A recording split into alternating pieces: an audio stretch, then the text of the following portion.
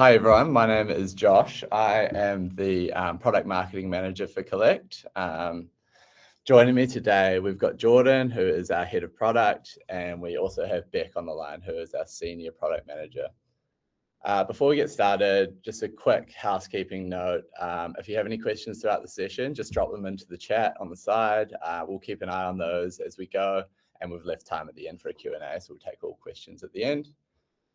So today's session is all about how accounts receivable teams can get ahead in FY27 with smarter collections, better prioritization, and faster payments. So what we'll do is we'll spend a little time looking at what's happening across the market, what that means for finance teams, and then we'll show some practical examples of how Collect helps address these challenges. So we'll have a couple of product spotlights throughout the session as well. So what I'll do now is I'll hand over to Jord, who's going to set the scene. He's going to talk through some of the trends we're seeing across accounts receivable. Then I'll come back and walk you through how Collect helps teams get ahead before Beck and I move through some of the key product capabilities and leave a little bit of time for demos as well. So with that, I'll hand over to you, Jord. Great. Thanks, Josh. Good morning to everyone. I appreciate your time today. Thank you for joining us. It's great to have you here. It's not quite a sunny morning in Sydney, but at least as I look outside, the rain has abated. So I think we're happy with that. As Josh said before we jump into the product itself, I thought it would be valuable to spend a few minutes looking at what's happening in the broader accounts receivable landscape with respect to the current economy. I think it's fair to say that the environment finance teams are operating in today has changed dramatically over the last few years. I think on a personal level, we all feel that as well. The economy looks fundamentally different to how it looked 5 years ago, even how it looked 2 years ago. We obviously have a hugely increased cost of capital, which has many flow-on effects. Namely, it makes liquidity and cash flow forecasting far more important, far more relevant for both small, medium businesses all the way up to enterprises and all segments in between. We're obviously at a point where businesses are managing liquidity risk. There's the acceleration of AI across different industries. Our partners, our customers are all working out the role of AI in the context of it. I think it's probably even an understatement, but rapidly accelerating. And we have a skilled labor shortage generally, so it's quite hard to hire skilled professionals into a finance team. And I think that's the operating context, which is important because it explains why businesses are rethinking their approach to how they manage receivables versus that approach 5-6 years ago. It's now become a critical capability. And as you can see in front of you, late payments in line with my comments on where we find ourselves from a macroeconomic standpoint are at the highest point in 6 years. And we're certainly hearing that feedback from our customers around the pain that comes with that. Almost half of invoices are paid late. There's nuance to it, but often it's quite ironic that your best customers do pay late, and effectively paying late is now almost a way or a tactic to manage liquidity in itself. And there's more than $1 billion, lost every year due to those delays. So it's one of those implicit costs that's often invisible, but nonetheless the cost is real. So cash flow, I think, has moved into the world of it being a strategic priority from finance leaders, and that's certainly mirrored in conversations that I have with our customers. The challenge is no longer, on invoice issuance and presentment or happy path payments, as I describe them. It's all around late paying debtors and converting those overdue invoices into cash as quickly and efficiently as possible, while candidly ensuring you navigate your customers and keep them happy through that process. And that you'll see later today is where Collect shows its power. So, that means the question naturally comes around what that means for the teams responsible for collecting those payments, for the finance suite, for your financial controller, for your head of accounts receivable and your distributed accounts receivable team. The fundamental reality, I suppose, is teams are being asked to do more with less and to do so intelligently. No longer is it acceptable to work through your ATB or your debtor list of many hundreds or many thousands of customers and hunt and pick, often focusing on the most overdue customer or the latest invoices. It's increasingly difficult to know which account should be prioritized, specifically within a large debtor book of hundreds or thousands. And ultimately, because we're all human, valuable time is consumed by repetitive administrative tasks rather than focusing on more nuance, more challenge across a debtor book, particularly with customers who are presenting additional risk. So taking a step back, historically, you would solve this by throwing more people at the problem. You would scale your accounts receivable team, and you would add elements of oversight and auditability. But that's becoming increasingly difficult, underpinned by the macroeconomic conditions I described earlier. And I often meet customers who are spending many millions of dollars a year on their accounts receivable function, on their collections function.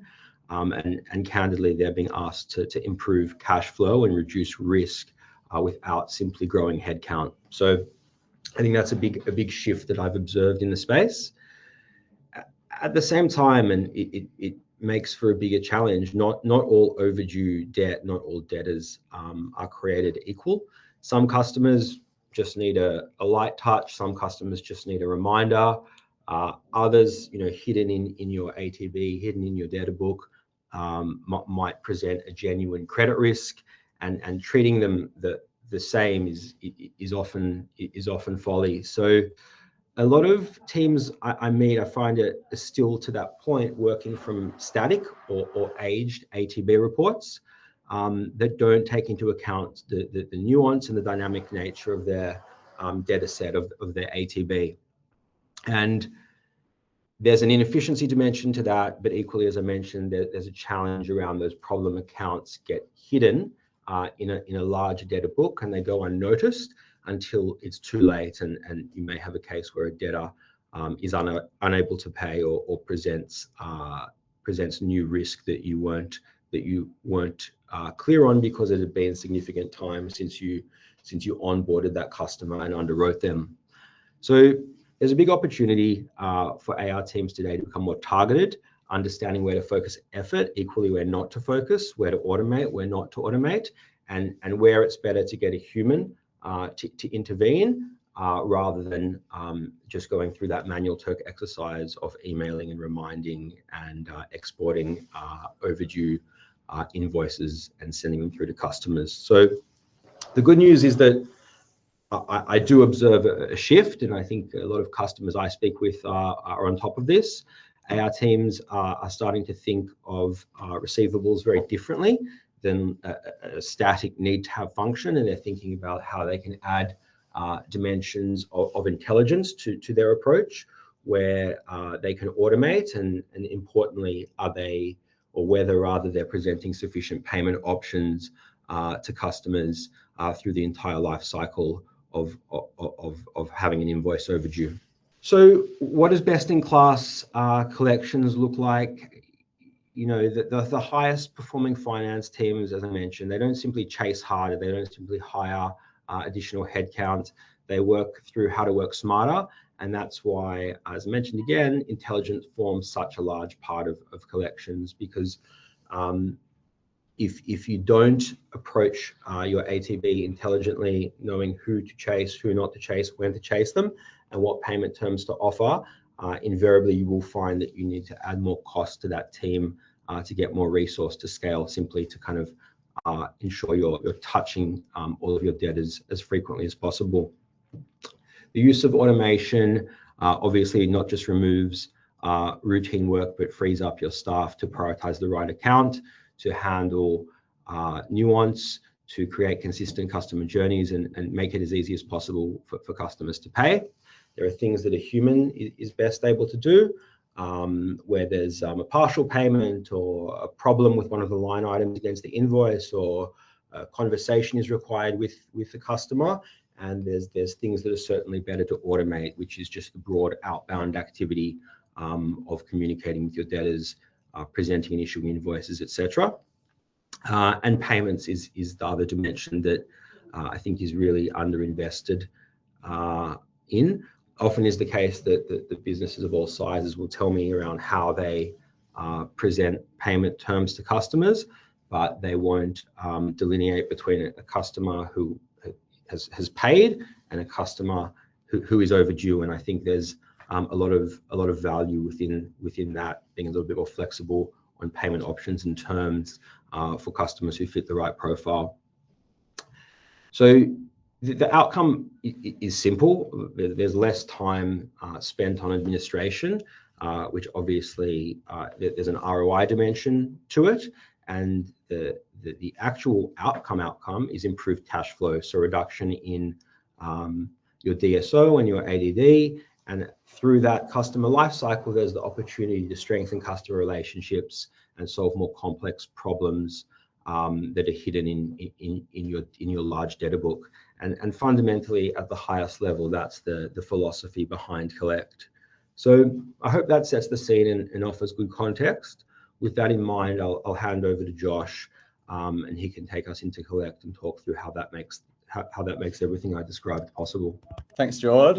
Yeah, as George kind of touched on, everything that he's just covered is why Collect exists. So at its core, Collect helps accounts receivable teams spend less time on manual admin and more time driving outcomes. So how it does that is it brings together collections workflows, those payment capabilities, and also data intelligence into a single platform. So the result of it is fewer manual tasks, better visibility across the ledger, and faster accounts receivable cycles.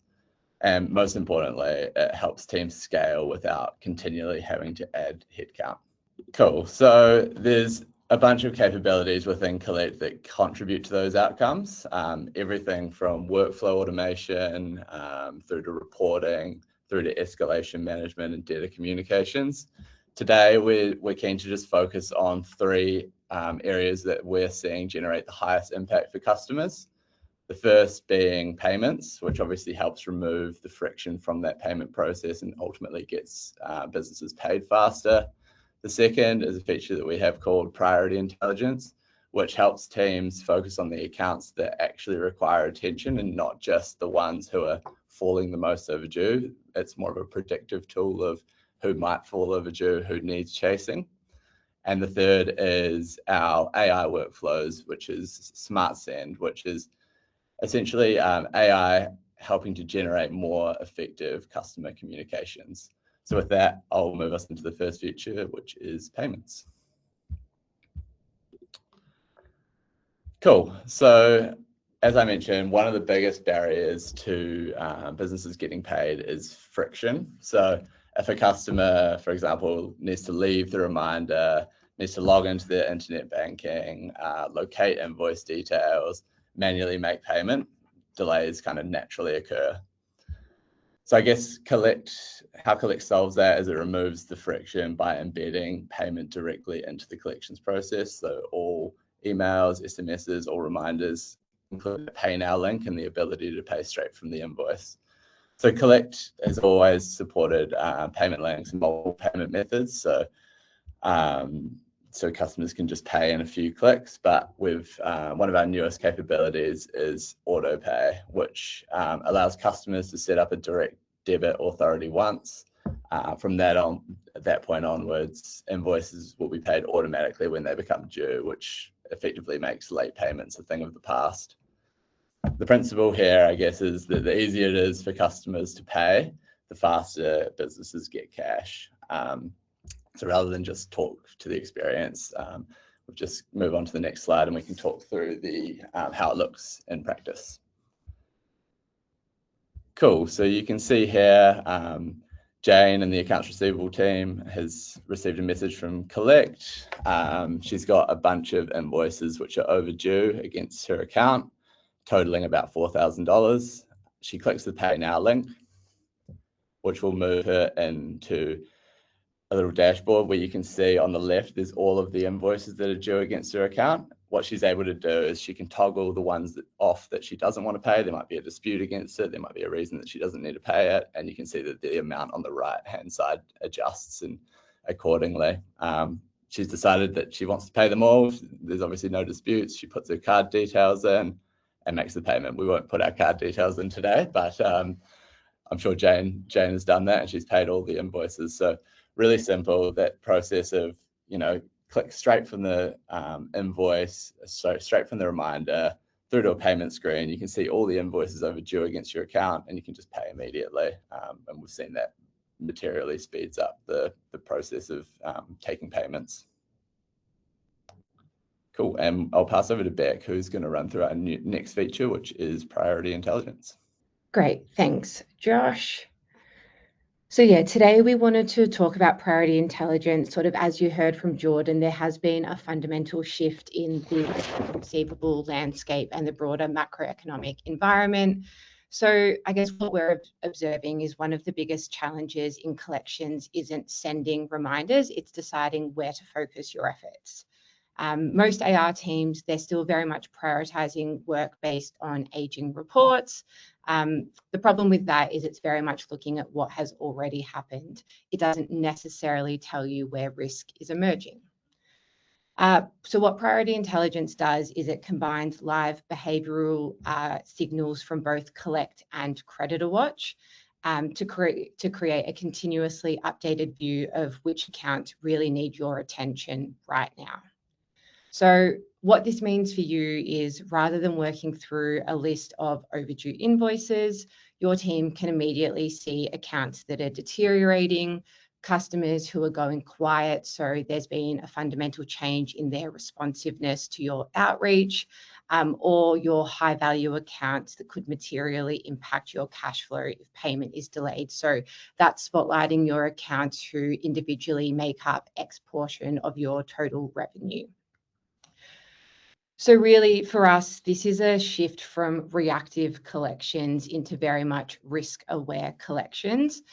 So instead of chasing more invoices, you're really focusing your effort where it can have the biggest impact. And I think for us, this really resonates with customers when we know that, people are often stretched in terms of their capacity. So it's really helping them look at, in my day, where can I get best bang for buck in terms of where do I spend my time, and where am I going to see better outcomes.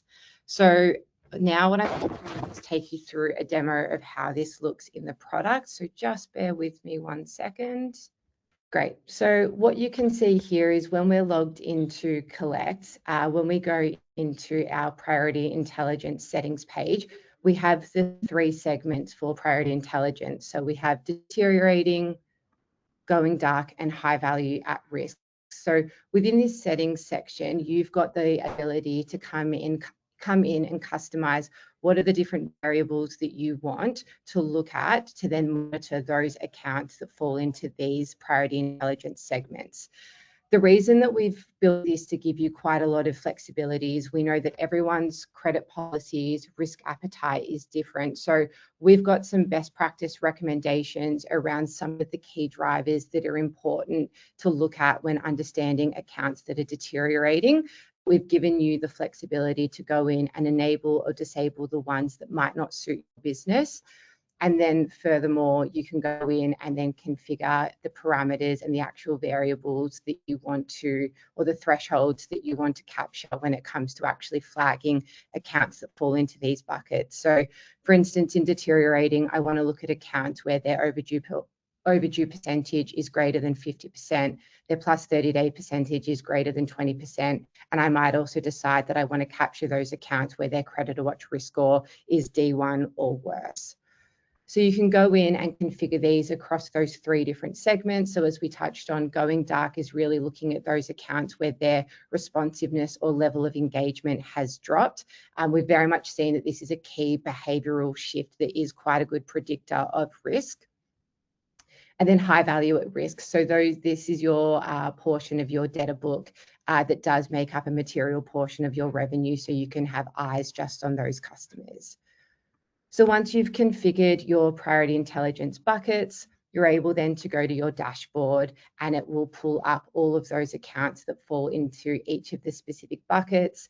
You can click on those and just get a dedicated view of those accounts that you probably should prioritize following up with today. Or it might be that you decide you want to go and flag them with an internal stakeholder. You might need to get on the phone and do something.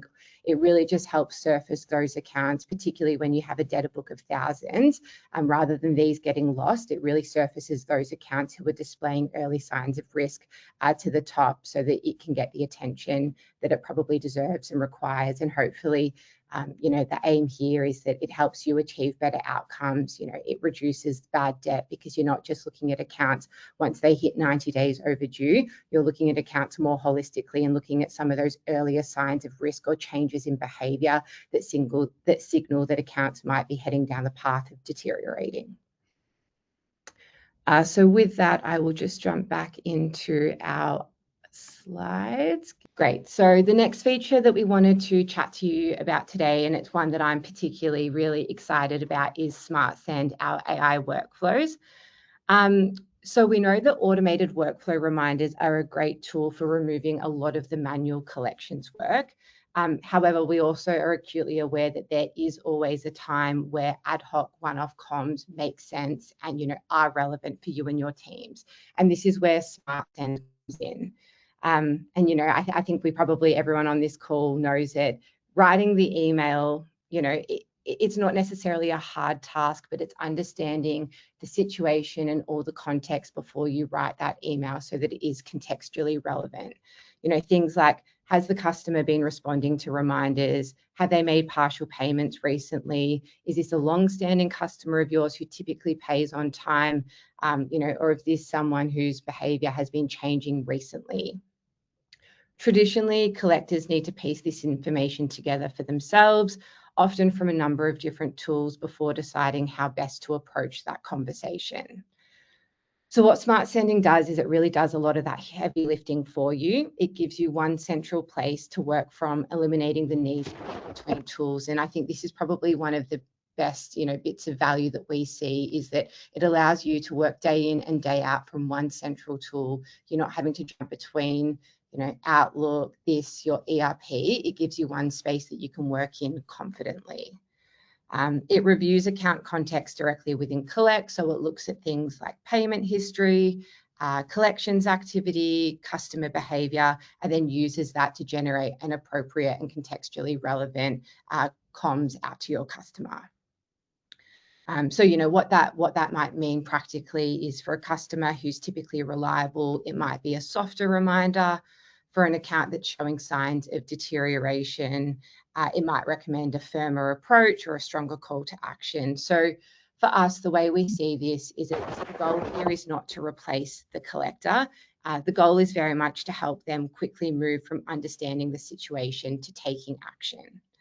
So instead of spending time manually reviewing account history and drafting emails, teams can focus on making decisions and managing customer relationships. So again, let me take you through and show you what that looks like in practice. Great. So what you'll see here is that when we land on our accounts page in Collect, if we open up the history of one of our accounts, I've got the ability now to go in and compose an email. So I can click on that. And in this example, we're looking at Pinnacle Management. We can see the number of invoices, the oldest invoice there being 92 days overdue, and the amount that's overdue. What I can then do in here with Smart Send is add in a prompt. That is one I've prepared earlier.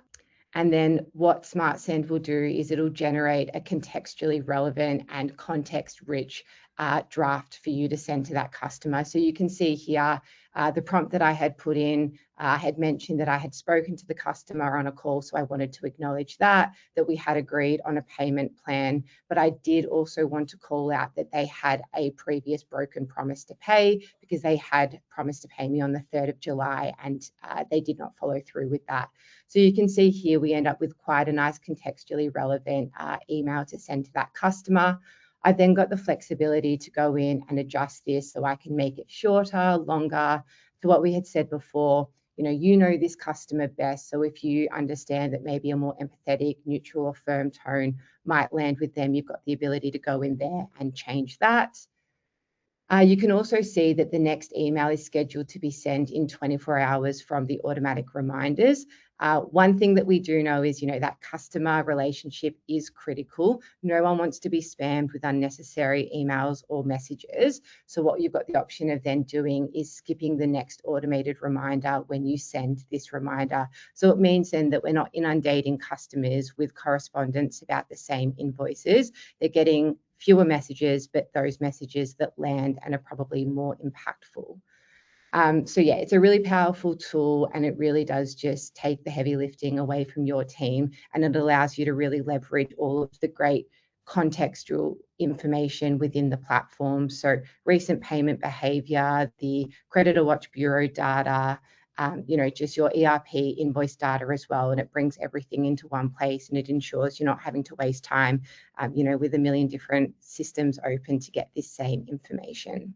So with that, I'll hand back to Josh. Thanks, Beck. Thanks, Josh. So ultimately, over the past 5-6 minutes, you've seen some powerful features. The interplay between payments and intelligence and AI workflow or smart send is something that we think about a lot, because we want it to help our customers in driving outcomes. Ultimately, organizations don't invest in AR software, or more broadly, they don't spend money for the sake of it. They do so to improve business outcomes. And I think you can see on the screen before you that Collect certainly does, and we're quite intentional about this. So we benchmark customers at the time they onboard with Collect, and we do so again at 180 days. And what we see are material reductions across average debtor days and days sales outstanding, both metrics that look at how effective a business is at securing a payment. Average debtor days, obviously, specifically looking at that timeline post invoice due date. And those metrics translate into faster cash collection, and they improve a business's liquidity, which ultimately shores up its ability to trade, which is really, really positive. And we often hear this feedback from customers because we actually on the Collect dashboard we plot the movement with respect to ADD and DSO, because we want to show customers that the difference Collect is making. Importantly, these metrics have been very effectively stress tested. Collect sent millions of invoices. It processes millions of invoices every single year through the platform, and for us, helping customers reduce these figures and generating more cash into their operational account is the real measure of success. Cool. So that's kind of all we've got time for. We do have some time to take some questions though. So we've already had a couple of great questions come through in the chat, which is always a good sign. So the rest of our time will just be taking those questions. If anyone has anything that comes to mind now or as we speak, feel free to just keep dropping it in the chat. We can take those, but I will start off with just a question to the room, I guess. Where are you seeing AI have the biggest impact in accounts receivables? So maybe start with Jord. Yep, thanks, Josh. It's definitely around automation. That's kind of the base level use case for an agent. It's the base level use case for AI broadly. Humans should no longer be sending outbound comms to customers, specifically in relation to managing a debtor book, unless there's nuance or problems or disputes things of that nature. And to that point on the role of AI, I suppose, with respect to the space that we play in, it's knowing when to automate. Equally, it's knowing when not to automate. It still suggests we're a few years off having a full data book, particularly for larger businesses, entirely automated by the use of an agent. So it's about balancing the efficiency gains with ensuring there's a human in the loop, is the term that's being used, from just that ability to provide oversight and guidance and work through any hallucinations or things of that nature that we are still broadly seeing in AI. At the moment, at the end of the day, we play in the fintech industry, and the numbers that we share with our customers are very important. So there's inherent risk that comes with inaccuracy. So I think it's balancing those two dimensions, Josh. Perfect. Cheers, Jord. I might ask this one to you, Beck. How do you deploy this, and how does it connect to the data? So where's the data pulling from in Collect? Yeah, absolutely. So we've got a few ways that we pull in the data. So as a customer, we can get your ERP data 3 ways. So we have direct integrations with a number of ERPs, and pretty much all of the common and standard ERPs, we support a direct integration, which means it's pretty much a one-click setup. All of your ERP data will then sync automatically on a daily basis at a time you specify. So that ensures that the ERP data on the platform is always up to date. We also support a CSV upload of that data, and we also have an API integration. And then similarly for that information that we're getting from Creditor Watch, so some of that rich credit data, that is syncing into our platform automatically as well. So yeah, there's 3 ways that we get that ERP data: direct integration, CSV, and API integration for any custom or bespoke ERPs. Perfect. Thanks, Beck. Next question, is this product specific to Australian customers, or does it extend to international customers? Jord, do you want to take that? We actually do extend to international customers. Just depends where the geography in question. We have customers in Australia and New Zealand. We also have customers in North America and Europe. So many of our features are localized. We handle things like foreign exchange, indexation. We have some nice capability in the app that supports international customers, yes. Cool. Thanks, Jord. Next question, can invoice copies be attached to reminder emails? Do you want to take that as well, Jord? They can. Yeah. So there's quite a high degree of flexibility there. We also have our payments portal, which is what Josh took us through, which gives the customer flexibility to see the full set of their overdues, and then go down to a line item by line item, level in case they had that invoice issued 2 months ago and want to, for whatever reason, check what those SKUs or products or services were. So yeah, we have quite a high degree of flexibility there, Josh. Yeah, and to expand as well, the payments portal, you can click on all of those invoices within it. They'll open up an online version which Collect replicates from the original version as well. So like George said, plenty of options around that. Let me just... Cool. Probably got time for 2 more. So I'll ask this one to you again, George. What typically drives the biggest improvement in cash flow in the product? I think it's kind of a sequence. If I think about it, there's visibility, auditability, understanding the state of your ATB. Many customers we speak to, particularly when it comes to CFOs and financial controllers, they don't have the level of visibility that they like. And then it's taking that ATB and passing it through the lens of intelligence, i.e. who should I chase, on what terms, should it be an email, an SMS, should it be a phone call, where is there incumbent risk that I'm not aware of? in my data book. And then as a function of those two, off the back of those two dimensions, it's knowing when and where to automate. So what should I use Smart Send for? What should I just drive as escalating workflow comms? What should I give, for example, to Jordan, an accounts receivable officer, to do those things that fundamentally humans still do best.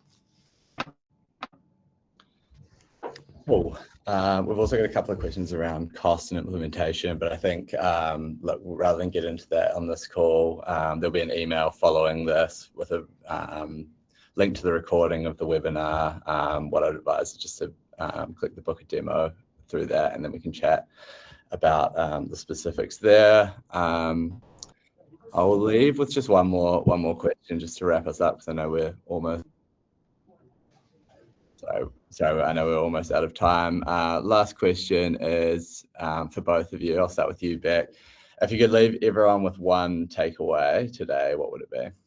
Yeah, definitely. I think for me is that we definitely are seeing that shift from moving from reactive, who should I call today, to very much being proactive. And, I think where we see the greatest success, overdue invoices and late paying invoices aren't going anywhere. So, anything that teams can do to better equip themselves with, strategies and capabilities to help understand their data book to a more granular level and, take more of that proactive lens. I think that is where we see far better results when it comes to not only you receiving payment, but also you, nurturing that relationship with your customer, because, this space, no one likes chasing, but I think that's definitely the thing for me is, really just think about, what is everything that you could do to make that process as efficient as possible, and really look at where can you get the best value for your time. Thanks, Beck. I think that's a good summary.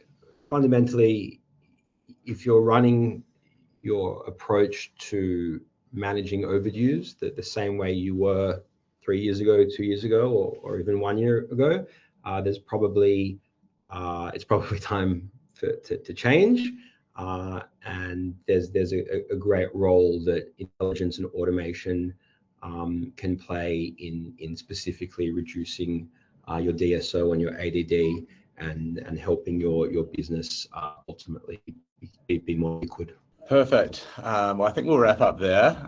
If anyone's got any other questions, feel free to send us a message, book a demo. Like I mentioned, there'll be an email going out after this call. It will have a link to book the demo. It'll have a link to the recording. So if you want to hear more, I'd advise just going through there. And thanks everyone for joining today. Hope you got something out of it. And we'll be in touch. Feel free to get in touch with us if you need anything.